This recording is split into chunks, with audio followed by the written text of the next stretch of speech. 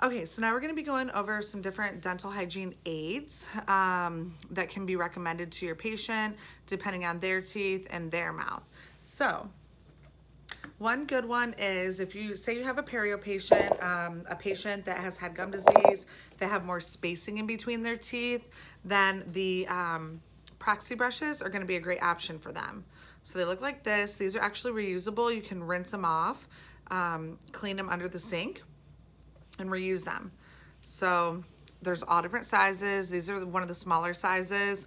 The way these are used is you actually go straight through the contact, so interproximal from the buccal. You kind of slide in and out. These little bristles help stimulate the gum and also help grasp plaque out, okay? So these can basically be used throughout the whole mouth.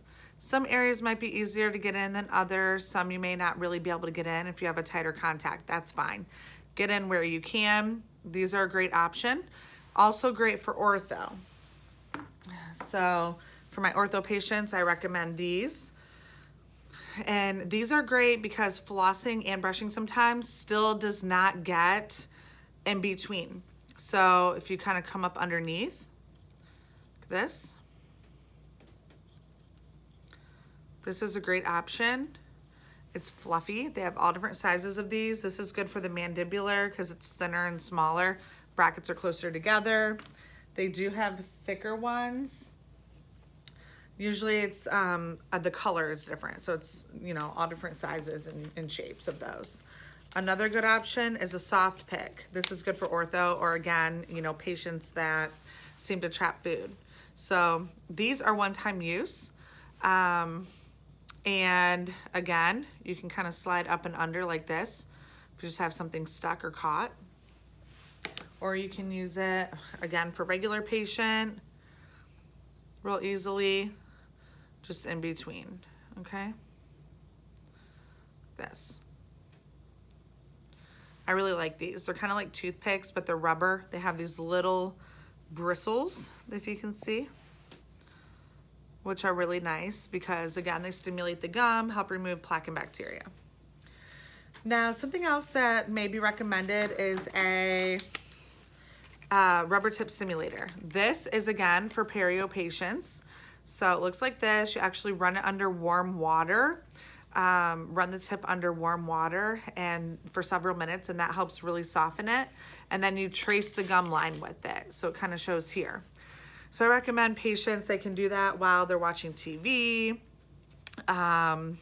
This basically promotes healthy, firm gums. So we don't recommend these a ton, but there's certain patients that they just don't, they're not getting that good response after a periodontal treatment that we want them to. So if your doctor says, go grab a rubber tip stimulator, now you know what it is if you're looking in the supply closet. These are reusable. Now, talking about different types of toothpaste, if a patient has sensitivity, we're going to recommend some type of Sensodyne. So something with potassium nitrate is going to be your ingredient. Now, other brands have also started making the toothpaste with potassium nitrate. So it does not have to be a Sensodyne brand. So all you want to do is recommend, you can write it down on a Post-it note or give your patient a sample if you have one in an office and you want to look here. Potassium nitrate, get this a little bit clearer here. If you can see it, it's 5%. That helps block the tubules. That is what really helps with sensitivity, temperature sensitivity, that sort of thing. Also has sodium fluoride in it. That's your cavity prevention. So it still has the other benefits, just has an extra added ingredient for sensitivity. Now, in terms of toothpaste, patients will ask you, what kind of toothpaste should I use? What's the best toothpaste? What should I be buying? It's personal preference. Everybody has different wants and needs. Do you get stained? Do you drink a lot of coffee? Do you drink a lot of tea, red wine? If that's the case and you don't have sensitivity, go for a whitening toothpaste. This has a little bit more of an abrasive. It says right on there that it helps with surface stains, stain protection. Perfect recommendation for them. Doesn't mean they can't use Sensodyne. Doesn't mean they can't use a gum detoxify. If they're having some gum problems, some bleeding in the gums, This has stannous fluoride. It's a little bit more therapeutic for the gum tissues. So you could recommend something like this. But to give you an answer, there's no like perfect toothpaste. There's no like universal toothpaste that everybody should be using that's the best of the best. It's more based on individual patient needs. Now let's talk about, again, with toothpaste, if a patient has a high decay rate, they just keep getting cavity, what are we gonna do? What are we gonna recommend? Of course, our brushing twice a day for 2 minutes, flossing daily once a day. Also, we may recommend a higher prescription fluoride toothpaste for those patients. These, so your normal toothpaste, just so you guys can have like a comparison, is going to have 0.25% sodium fluoride. This is prescription strength only. You cannot get it over the counter. You can get it in a dental office, or a prescription can be written to get it from a pharmacy. This is 1.1% sodium fluoride. So this is going to be over 4 times the strength of fluoride than your regular over-the-counter toothpaste. So it says right on the prescription only, Prevident 5000. This is a great option. We have this in a fruit flavor for kids. If they're having trouble getting demineralization or the white spots on the teeth. Mint, we have a dry mouth version, a sensitivity version that has potassium nitrate. So this is really, really nice. Made by Colgate. You use a pea-size amount, so this is going to last you a long time. And you want to replace it with your everyday toothpaste. So the best instructions are to spit after you brush and do not rinse it off. So it's kind of like fluoride treatment on the teeth daily to help strengthen them. The other brands that are out there, another example is the ClinPro 5000. Same percentage of fluoride, 1.1%. So this one has a tricalcium phosphate in it, which also can, help with strengthening the teeth, like remineralization and that sort of thing. So it's personal preference. They're both great options for the prescription lines. Now, something else you may want to recommend to your patient is a fluoride varnish. Say a patient, again, high decay rate, they're trying to really get a grasp on this, control this, stop getting cavities. Fluoride varnish is a great option, and this is brushed on the teeth after a dental cleaning. So you can say, next time you're in for your cleaning, ask your hygienist about the fluoride varnish. We would recommend it for every patient. Maybe the hygienist had not recommended it. You as a dental assistant can recommend this to them. So it's a one-time application. It is brushed on the teeth. Getting a little bit of glare here. And there's a little applicator brush and the fluoride here. You basically peel this away, mix that fluoride into one nice consistency color, and then you just brush it on all the teeth. So the assistant can apply the fluoride as well. So they can eat or drink right after, just nothing hard, crunchy, sticky, or hot for about, depends on the varnish. You have to look at the instructions. Some are 1 hour, some are 3 to 4, some are 4 to 6. So just look at the post-op instructions for that and give your patient that. Now, fluoride rinse at home. This you do not want to recommend if they're using the fluoride toothpaste, because you want to end with the toothpaste. If they're using just a regular toothpaste, this is a good option. The purple Listerine has fluoride. Blues and greens do not. So you can see on the back, probably won't be able to see, but active ingredient, sodium fluoride. So this has 6 benefits in one. If you do 0 alcohol, that's going to be more mild. So patients like this more. That's a great option to recommend. I recommend that to a lot of patients. Different types of floss. This is a floss threader. This is used if a patient has braces. So you have to floss underneath the brackets. So this also may be a question asked on your state board exam. What would you use to floss a patient with braces?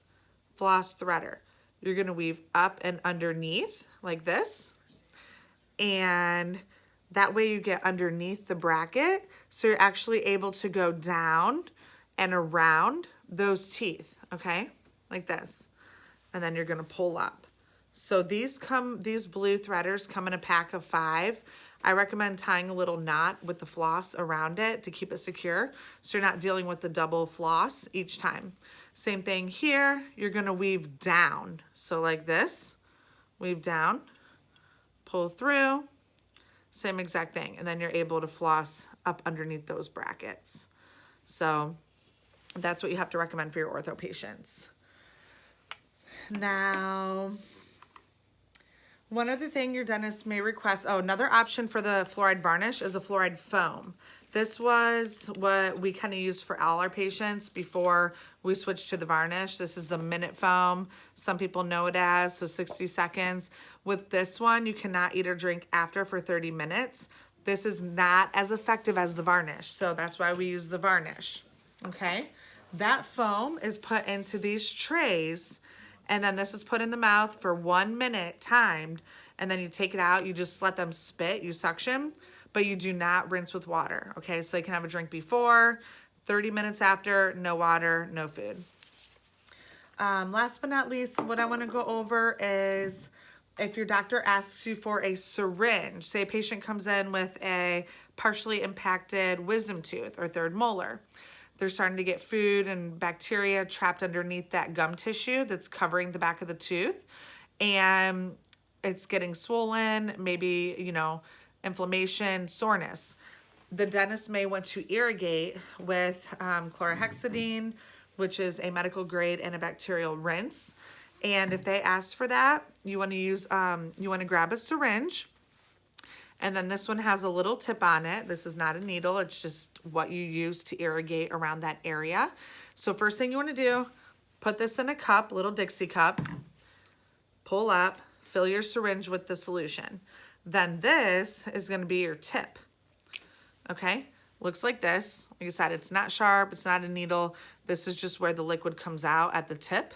So you're just gonna flush that liquid underneath the gum tissue to help clean it really thoroughly and serve as an antibacterial. We do have a take-home version of this syringe that sometimes we recommend. They can use with like a Listerine at home, or we may even do a smaller bottle of this for them to take home and irrigate themselves. This is a plastic syringe, so it's a lot safer to use for the patient. You don't want to give them something that they could poke the gum tissue with if they're not able to see or get back there. So this is a great option for the patient to take home, fill up, and flush. Now, one more thing, if a patient tells you that they have dry mouth, what you want to recommend is some type of Biotine, something they can use at home. Obviously, drinking lots of water helps. Biotine is a great option as well. This is a dry mouth oral rinse. Sometimes you might have coupons in the office if you don't have samples. You can get onto a lot of these sites, email, tell them you're a dental assistant. If your office that you start at does not have these samples, and you can request, and they will send you a box of free samples. I do this all the time. I request samples because when my patient has a problem and I want to recommend something, I don't want to just tell them the name and then they have to go buy a large bottle they may not like for them. I want to give them a little bit of a sample for them to try at home and see if they like it. So that's a really good option. That's something that I really recommend that you do for your patients. You know, you want to be going go above and beyond for your patients to be able to recommend things and give them samples and coupons so that they're compliant. So that pretty much summarizes up our oral hygiene instruction lecture. The biggest takeaway is you want to be familiar with the different aids that are out there, different recommendations that you can tell your patients so that they're getting the best care at home that they can with what you recommend.